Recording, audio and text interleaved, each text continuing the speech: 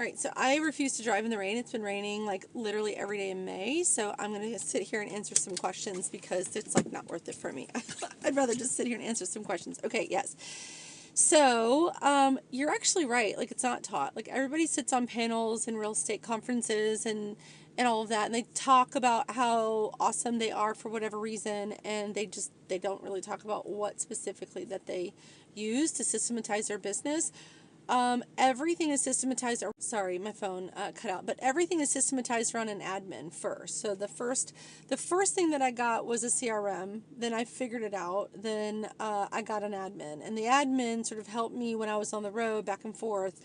Very early on, like as soon as basically group messages were a thing, I created group chats with all my clients. So every buyer has a group chat with their something about their search, like, Germantown 350 with a pool or something like that.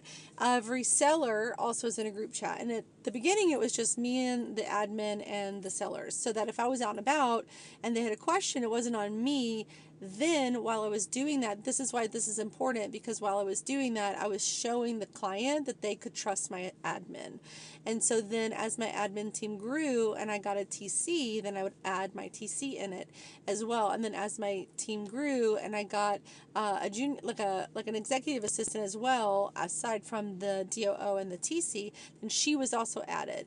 And so now it's very well oiled. So, like, as soon as I leave the listing appointment, barely even am out the door, I have my folder, my red folder that has everything in it. I create the group chat. Hi guys, meet the admin crew. We're so happy to help you. Then I save the group name as 123 Main Street. Now this even applies to like people with Android phones. It's a little trickier, but 95% of the people that I work with have iPhones. That's basically the main system, is that my admin I teach her and I leveraged, well, she's been with me 14 years, so it's not teaching at this point. But that's really helped me. There's no way I'd be able to close as many deals as I close a year, have as many pendings as I have a year without admin. So your very first admin is a very important hire. It's not something to skimp on.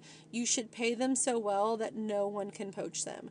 And that's something also that's not really taught a lot, is that I don't think that you should ever pay somebody the going rate if they're talent. If they're not talent and they're just like filling a hole, filling a gap, then maybe so.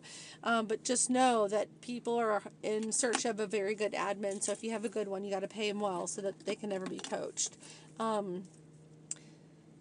Then I would say that it's setting expectations with your clients. So, for example, some of my systems are setting expectations with my sellers or my buyers. Like, I will not show a property to someone who's not pre-approved, period, end of discussion. I will not show a property to a buyer who I already know, based on our conversation, that house is not going to be a good fit for them. I do not show 45 houses, rarely. Typically my system is, if I show you 5 houses and you haven't found the one that you want, then we are not clear on expectations, so we'll have a revisit. That's an example of a system. Another system is that I won't take an overpriced listing without an agreement that we try it first for 2 weeks and then we go right back to the price that I originally said.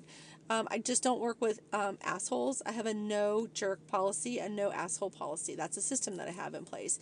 If you are a jerk and you're going to monopolize my time and drain my admin's energy, then you're not a good fit for me. I don't care what the price of your house is. I don't want to work with you if you're not going to follow along like I'm the mama duck and everybody's going to follow along behind me, and we're all going to go to closing and we're all going to have a good time and we're all going to feel taken care of and we're all going to be fine.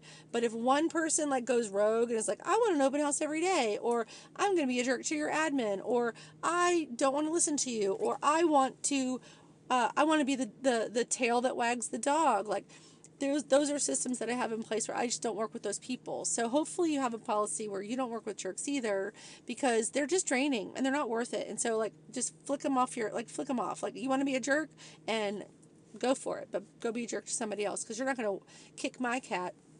Zig Ziglar used to say that. There's a saying by Zig Ziglar, like, who kicked your cat? It's a whole story if you want to look it up, but it's kind of a cool story. But anyway, I hope that helps a little bit.